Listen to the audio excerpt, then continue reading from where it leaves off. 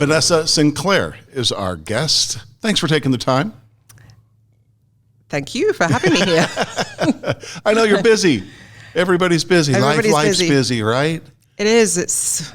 Life is sped up again. So I kind of like the slow pace we took for a little while there in the Did you? last couple. I did. It was a little scary, of course, at the beginning, but then I kind of liked it. But now we're back on the hamster wheel, like running like I know. crazy. We took a break off the wheel for a while, but it seems like the wheel, once it started, it sped up real fast. Yes. Didn't it? I've had a lot of people say that recently. The pandemic I did not enjoy. I am not a stay-at-home person. I just don't like it. I like being out doing things. I was telling one of your agents earlier, there's one of my favorite sayings is from the old football coach at UT, Darryl Royal, and he said, luck never hit someone sitting in the shade. I mean, you got to be a good saying. Yeah, you got to be up moving around and doing stuff. You do. Tell me about your path to real estate, and I want to hear your path to Realty Austin. So tell me a little bit about it. I'm going to try to guess your accent, and I'm going to say El Paso? Just a little east. East of El Paso. Yeah, kind of East Texas more than El Paso. Okay, probably maybe Lubbock. No, further east. Further east than that. In Texas? You're from the UK, I'm guessing. Yeah, I have a variety of answers. My mom lives here in the US and has lived here longer than me. And her answer, when people say, you have an accent, and she always says in her very British voice, no, darling, this is how it's supposed to sound. She's right. I occasionally use that line. Sometimes that sounds a little too sassy. I usually say, well, you have an accent too. Everybody has an accent, right? Mm-hmm. Doesn't matter if you're from Lubbock, Texas, or Lisbon, or and it doesn't matter if there's people, I mean, you 10 miles away from where we sit right now that have a completely different accent than Austin. I mean, you go to Lockhart, it's really? completely different. Yeah. But my old roommate's from South Africa, and that was his old joke. People would ask him where he's from, and he'd always say El Paso. Okay. I usually just say East Texas. But to answer the question, Thank you. I am from the UK generally. Born in England, but spent most of my life in Scotland. So I associate more with being Scottish. Okay. My kids are born and raised there. So. All right, let's get back to the other question. Your path to real estate was a little bit different than most. It was. I was a stay-at-home mom with 4 kids for many years. I moved to the U.S. in 2000, started the new millennium in Houston, Texas. And I worked for a land surveyor for a while. And then further down the line, I had a part-time job working for an appraiser.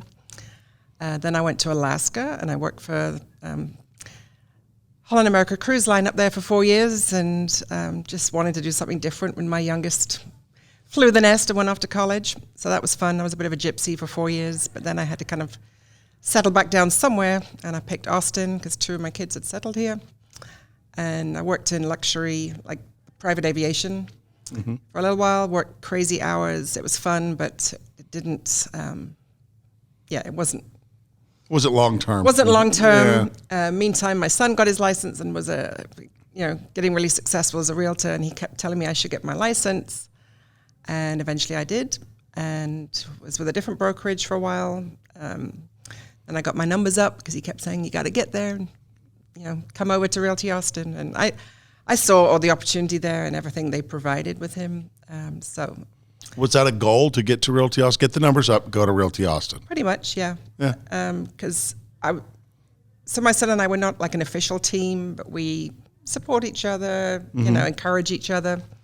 Real estate has its ups and downs, but he was too chicken to come on the show, huh? Yeah, I was trying to persuade him to come and do a mother-son thing, Callum Sinclair. But he doesn't like to be on camera, but we're trying to change that.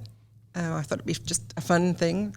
His whole thing is he wears his kilt. Being born and raised in Scotland, he has the whole Scottish kilt outfit, and he wears that to every closing. So I like that. His hashtag is #close with a kilt. So if you want to close with a guy with a kilt, you got to use him. That's funny. That's a good catch. Yeah, when it's 110 degrees, he still wears his kilt, which is a very warm piece of clothing. So he suffers a little bit. I had a Scotsman. I was in Scotland. I was playing golf, and my caddy, an older Scotsman, and my last name is McElree. Okay. And he leaned over I told him my last name, and he said, "Let me guess. The Irish tell you you're Irish."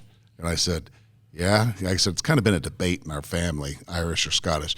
And he goes, "You're fucking Scottish." I must admit, in my mind, I was thinking that's more Irish than Scottish, but And I was like, he said, "Don't let him tell you you're Irish." And I was like, "I'm not going to argue with you. Yeah. Whatever." there's a big difference. Yeah, they're not real fond of each other. Yeah. But no. Anyway, we're not here Anyway. to talk about geopolitics. No. We're here to talk about real estate.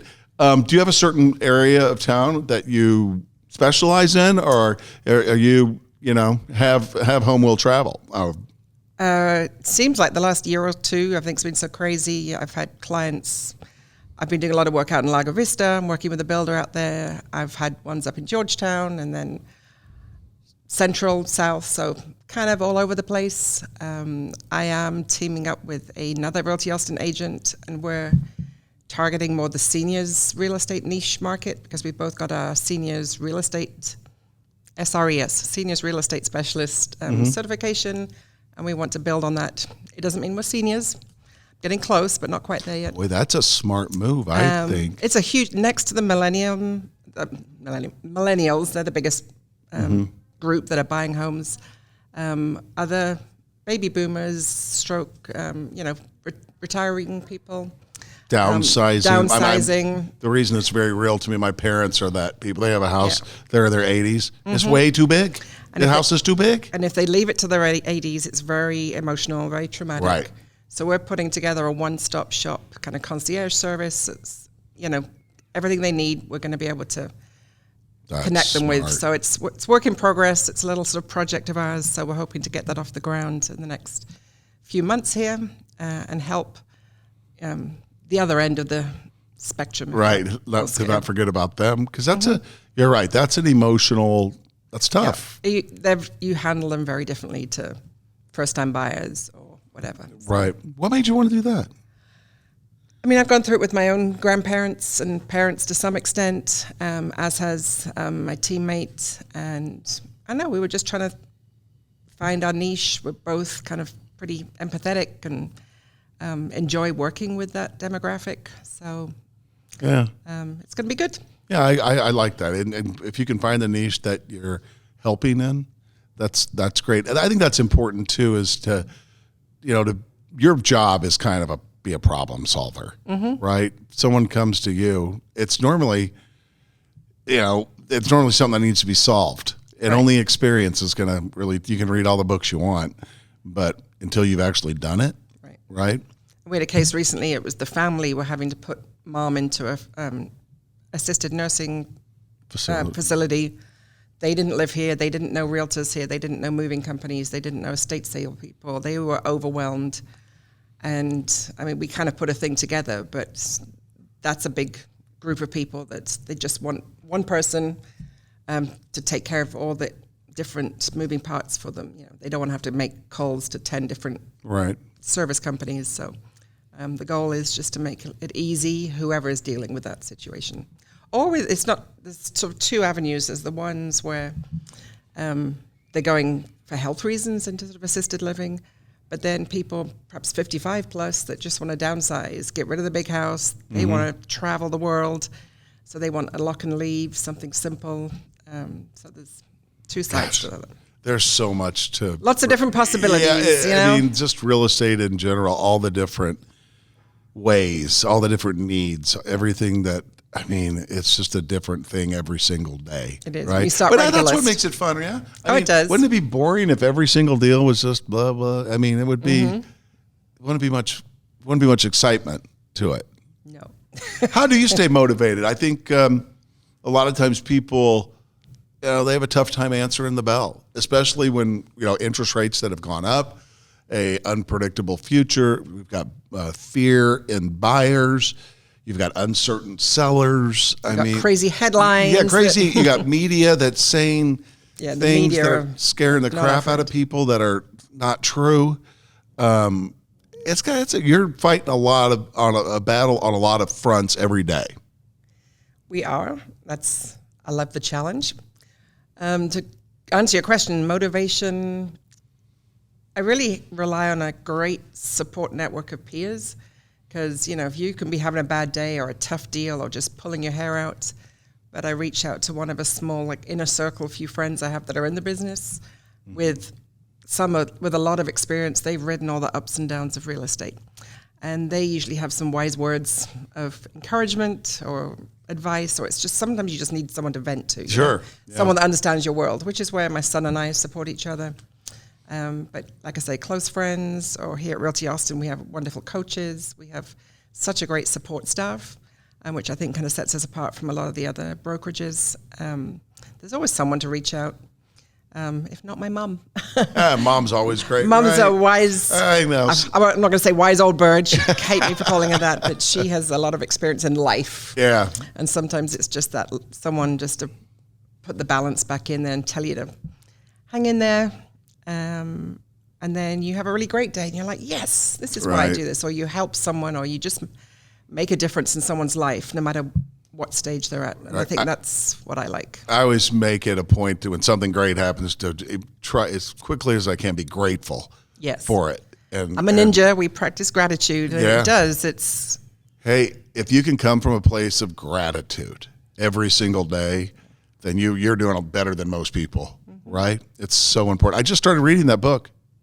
which one? Ninja Selling. Ninja Selling. Yeah. It'll change your whole, not just for work, but your mindset for life. And it helps put the balance back. And, we all have those days where you're just like, and you forget about the gratitude. And so we just take a deep breath and try not to focus on the negative, because what you focus on expands.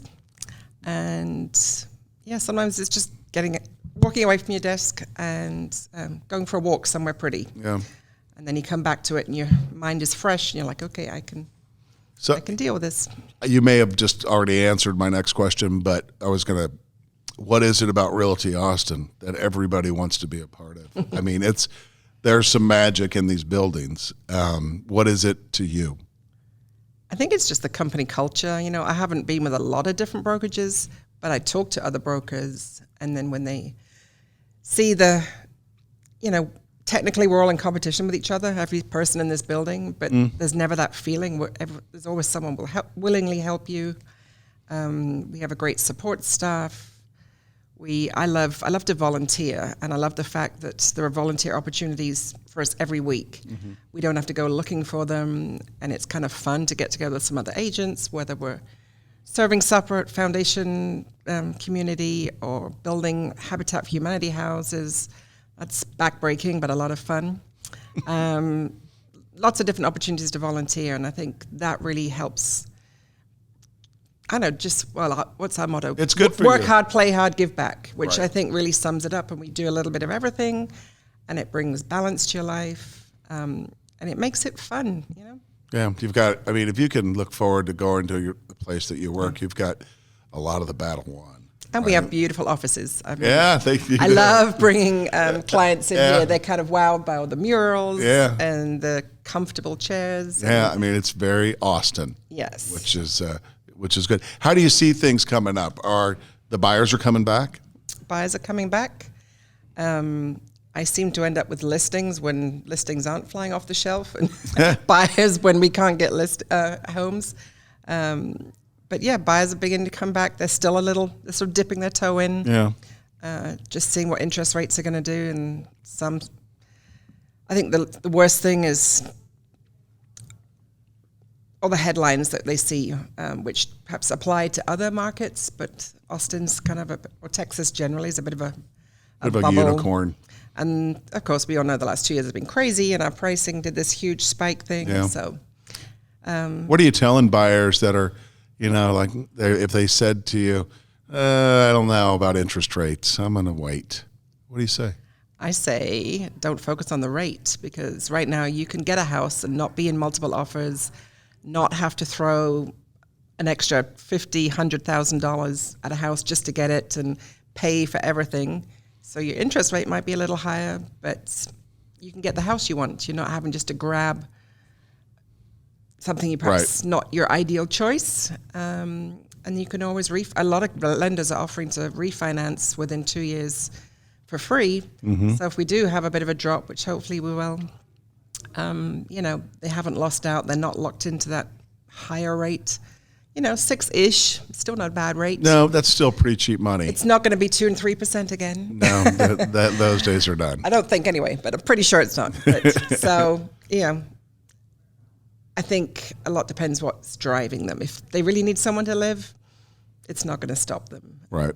So that's, what makes it interesting. But well, Vanessa, thanks for taking the time to visit. you. I like your vibe. You put off a cool, very relaxing, comfortable, positive vibe. I like it. Well, I try. Let's do it again sometime, okay? Okay. All right. Great. Thank you.